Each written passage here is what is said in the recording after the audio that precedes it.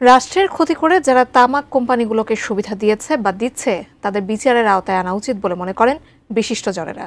সকালে জাতীয় প্রেসক্লাবে মাদকদ্রব্য ও নেশা নিরোধ সংস্থা মানুষ আয়োজিত সংবাদ সম্মেলনে এ দাবি জানান তারা।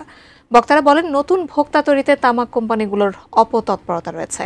শিশু কিশোরদের ধূমপানে উৎসাহিত করতে ওটিটি প্ল্যাটফর্মের মাধ্যমে ফাঁদ তৈরিতে সিগারেট কোম্পানিগুলোর সংশ্লিষ্টতা রয়েছে। বক্তারা নাটক, সিনেমা ও ওটিটিতে ধূমপানের দৃশ্য বন্ধের দাবি জানান।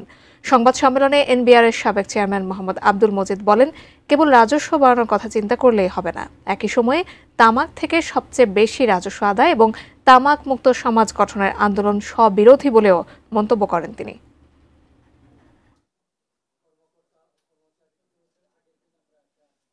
আমরা প্রচন্ড স্ববিরোধিতা সে হচ্ছে যে আমি রেভিনিউ আর্ন করছি, ওরে মনে করছে আমি বিরাট একটা কিছু করছি হচ্ছে, কিন্তু ওই রেভিনিউ আর্ন করতে যে মানুষ যে অসুস্থ হয়ে যাচ্ছে, সেই মানুষের চিকিৎসার জন্য যে আমার যে খরচ, আমি রেভিনিউ বাজেটেতে তো সেই টাকা দিয়ে ওর সাথে তো আমার মোটে মিল খাচ্ছে না।